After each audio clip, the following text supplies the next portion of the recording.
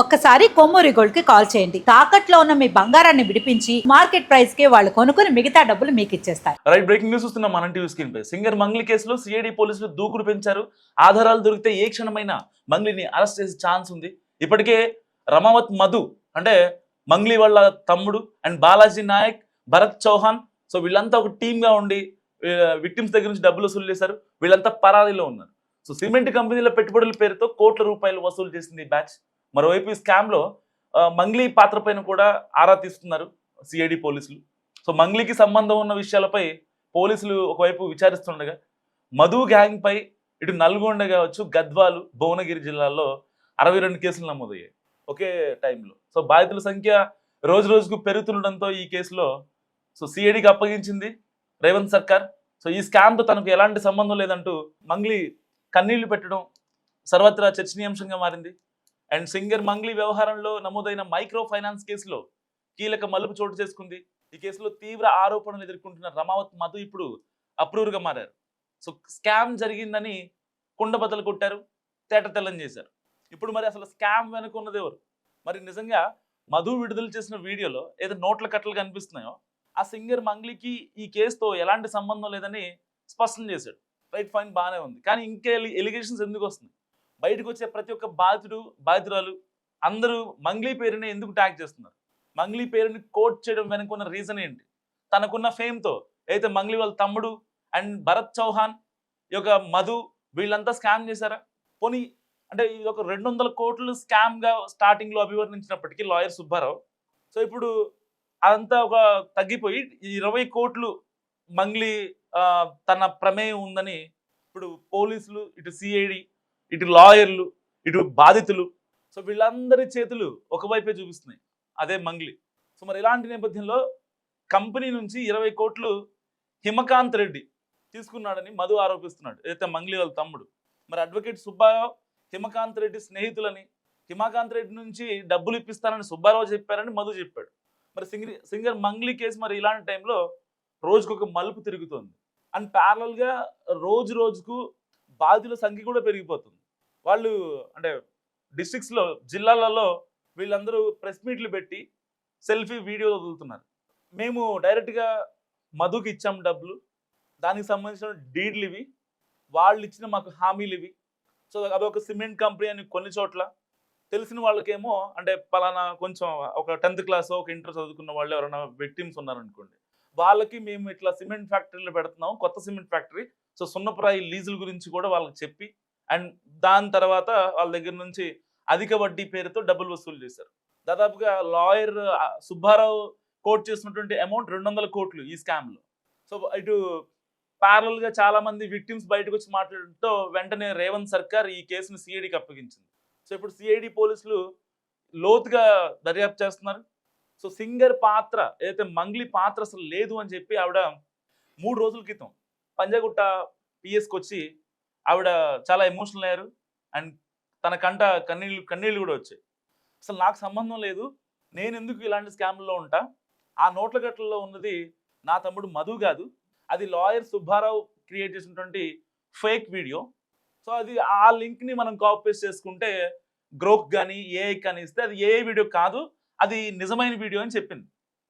బేసిక్గా ఏదైతే సోషల్ మీడియాలో కొన్ని లింక్స్ మనకు వైరల్ అవుతుంటాయో కొన్ని వీడియోస్, ఆ వీడియో లింక్ని కనుక మనం కాపీ పేస్ట్ చేసి గ్రోక్ కానీ ఏఐ కానీ ఆర్టిఫిషియల్ ఇంటెలిజెన్స్ కానీ ఇవ్వగలిగితే సో మనకు వెంటనే తెలుస్తుంది అది ఫేకా కాదా అని చెప్పి. సో అయితే ఒరిజినల్ వీడియో, ఈ నోట్ల కట్టలు మాత్రం ఒరిజినల్.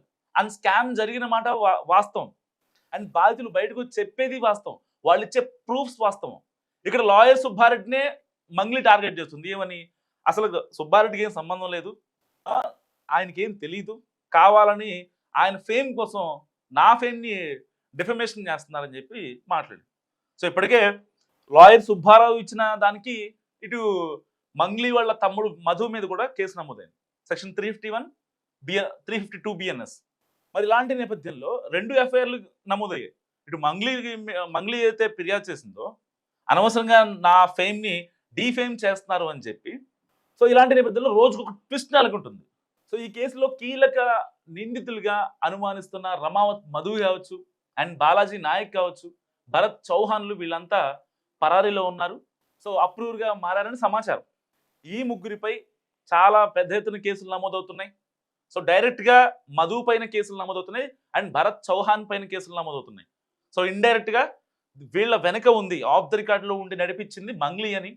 అండ్ లాయర్ సుబ్బారావు ఒక అలిగేషన్ చేశాడు, దీని వెనకాల ఒక సెంట్రల్ మినిస్టర్ కూడా ఉన్నాడు, అతనే ఈ డబ్బుల్ని దీన్ని ఏదైతే లాబింగ్ చేస్తున్నారో, మరి ఏ పార్టీకి సంబంధించినటువంటి ఆయన ఎంపీనో ఆయన ఇంకా బయట పెట్టలేదు. సరే అవి ఎలిగేషన్స్ అనుకుందాం. సో ఇది చాలా పెద్ద స్కామ్.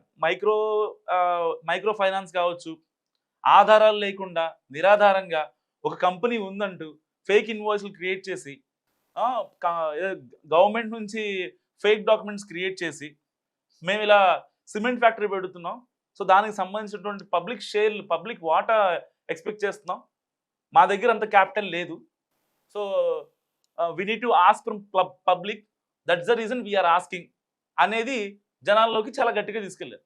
సో ఎవరైతే వడ్డీకి ఆశపడేవాళ్ళు స్టిల్ ఇప్పటికీ, అంటే అప్పట్లో టీడీపీ గవర్నమెంట్ కేసులు కాల్ మనీ కేసులు చూసాం, ఏదైతే తక్కువ వడ్డీ తక్కువ ఇచ్చి ఎక్కువ వడ్డీ కోసం ఎవరైతే ఉన్నారో అలాంటివి దాదాపుగా 10 ఏళ్ల క్రితం జరిగాయి, 2014, 2015లో. సో ఎప్పుడైతే అధిక వడ్డీలు ఇచ్చే వెండర్లు, ఆ లెండర్లు ఎవరైతే ఉన్నారో వాళ్ళందరూ గాయబైపోయారు గడిచిన 10 ఏళ్లలో.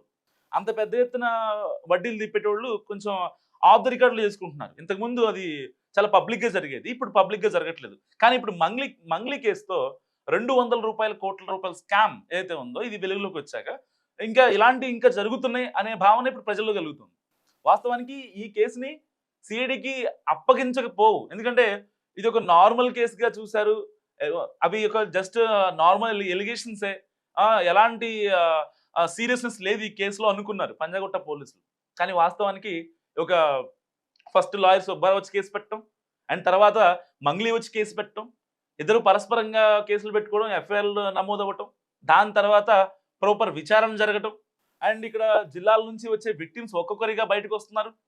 దీనికోసం మధుని కాంటాక్ట్ చేసే క్రమంలో మధు అజ్ఞాతంలోకి వెళ్ళిపోయాడు, అండ్ ఆ భరత్ చౌహాన్ కూడా అజ్ఞాతంలోకి వెళ్ళిపోయాడు. వాళ్ళు మాట్లాడలేనటువంటి పరిస్థితి. కరెక్ట్గా ఆ అమ్మాయి మంగ్లీ ఏదైతే ఆదివారం పంజాగుట్ట పిఎస్ దగ్గరికి వచ్చిన తర్వాత పోలీసులతో మాట్లాడి ఇది సంగతి, నేను మీడియా వాళ్ళు అంతా పిచ్చి పిచ్చిగా ప్రచారం చేస్తున్నారు, నా పైన సింగర్ మంగ్లీని ఇలా అలా ఆవిడ స్కామ్ చేశారు, కోట్ల రూపాయలు నొక్కేశారు, దొబ్బేశారు అంటూ మాట్లాడుతున్నారు చాలామంది. సో అలాంటి వాళ్ళకి నేను ఒకటే చెప్తున్నా, మీడియా అంటే మీ పాత్ర మీరు నిర్వహించండి, కరెక్ట్ ఏదో తప్పేదో తెలుసుకోండి అని చెప్పి ఆవిడ మాట్లాడి లాస్ట్లో చాలా ఎమోషనల్ అయింది, కంట కన్నీళ్ళు కూడా వచ్చాయి. సో ఇలాంటి నేపథ్యంలో ఏమనుకున్నారు అంతా, అసలు ఆ అమ్మాయి పాత్ర లేదు, ఉండదు, అలాంటి చేసేది మా మనసుతో కాదు, డివోషనల్గా ఒక సింగర్గా తెలంగాణ స్లాంగ్లో పాటలు పాడుతూ ఈ యొక్క శివయ్య పాటలు కావచ్చు, ఈ సారంగ దరియా కావచ్చు, ఇటు కొన్ని అయితే తెలంగాణలో వైరల్ అయినటువంటి సాంగ్స్లో చాలా ఆల్మోస్ట్ 90% సాంగ్స్ వరకు సింగర్ మంగ్లీని పాడింది, there is no doubt about it. So అలాంటి ఫేమ్ సంపాదించుకున్న మంగ్లీ మరి ఈ కేసులో ఇన్వాల్వ్ అయింది అనేసరికి చాలా మంది నమ్మలేదు. ఈవెన్ లాయర్ సుబ్బారావు చేసిన అలిగేషన్స్ని పబ్లిక్ కూడా అంత స్ట్రాంగ్గా తీసుకోలేదు.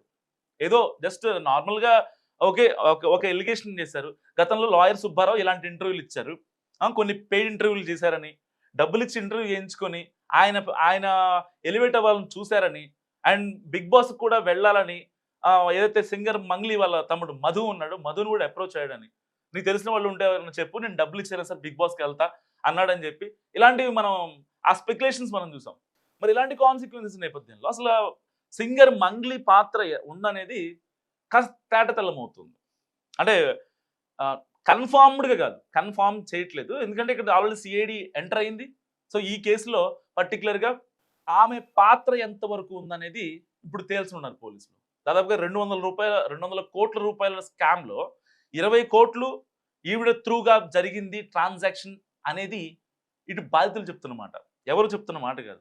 సో కాల్డ్ బాధితులు ఎవరైతే ఉన్నారో కొన్ని మీడియా ఛానల్స్కి ఇంటర్వ్యూస్ ఇస్తున్నారు, వాళ్ళే కుదరని వాళ్ళు సెల్ఫీ వీడియోస్ పెట్టుకొని చేస్తున్నారు, వాళ్ళ ఊళ్ళల్లో వాళ్ళే ప్రెస్ మీట్ పెడుతున్నారు, లేదు మంగ్లీకి మేము డబ్బులు ఇచ్చాం, త్రూ మంగ్లీగానే జరిగింది ఈ వ్యవహారం అంతా అని వాళ్ళు చాలా క్లియర్ కట్గా ఎలాంటి భయం లేకుండా చెప్తున్నారు. ఒకవేళ నిజంగా మా సింగర్ మంగ్లీని ఇక్కడ పాయింట్అవుట్ చేయాలి, లేకపోతే తనని ఫ్రేమ్ చేయాలి అనుకుంటే ఆ బాధితులకి ఏం అవసరం?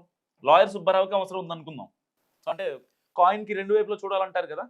సో లాయర్ సుబ్బారావు చెప్తుంది ఎలిగేషన్ అనుకుందాం. మరి బాధితులు చెప్పేది ఏంటి? సింగర్ మంగ్లీ త్రూగా జరిగిందంటున్నారు వాళ్ళంతా. మరి ఇలాంటి నేపథ్యంలో ఇప్పుడు సిఐడి పోలీసులు దూకుడు పెంచారు. మరి కాసేపట్లో ఒకవేళ తన పాత్ర ఉందని తేలితే అరెస్ట్ అయ్యే అవకాశం ఉంది. సో మీరేమనుకుంటున్నారు? మరి సింగర్ మంగ్లీ కరెక్టా లేకపోతే లాయర్ సుబ్బారావు కరెక్టా? అసలు ఫ్రాడ్ జరిగిందనేది వాస్తవం. సో ఎవరి పాత్ర ఎంత ఉందనేది, ఎందుకంటే ఆల్మోస్ట్ మధు అండ్ భరత్ చౌహాన్ వీళ్ళంతా ఇప్పుడు పరారీలో ఉన్నారు. అప్రూవర్గా మారినప్పటికీ వీళ్ళు పరారీలో ఉన్నారు. పరారీ అంటే దేనికి సంకేతం? ఒకళ్ళని జైల్లో పెట్టారంటే దేనికి సంకేతం? వాళ్ళు ఆరోపణలు ఎదుర్కొంటున్నారని, వాళ్ళ మీద ఎలిగేషన్స్ ఉన్నాయని. ఇప్పుడు జగన్మోహన్ రెడ్డి గారు ఆ రోజు జైలుకి వెళ్ళారంటే ఆయన మీద ఎలిగేషన్స్ ఉన్నాయి కాబట్టి. సో ఇప్పటికీ స్టిల్ నడుస్తున్నాయి ఆ ఎలిగేషన్స్. సో అంటిల్ అన్లెస్ ఆయన ప్రూవ్ చేసుకోలేనంత వరకు ఆయన ఒక అనుమానితుడే. సో ఇలాంటి నేపథ్యంలో ఇప్పుడు మంగ్లీ మరి ఎలాంటి డెసిషన్ తీసుకుంది? నిజంగా తన ఫేమ్ కోసం అవన్నీ పక్కన పెట్టేసి లాయర్ సుబ్బారావు చెప్తున్నట్టు సెంట్రల్ మినిస్టర్ ఎవరైతే ఉన్నారో అతను ఇన్వాల్వ్మెంట్ ఉందా? మరి అతను ఏ పార్టీకి సంబంధించిన వ్యక్తి? ఎవరా సెంట్రల్ మినిస్టర్? ఎవరా so called central minister? So ఇలాంటి ప్రశ్నలు ఇప్పుడు తెలుగు రాష్ట్రాల్లో సంచలనంగా మారాయి.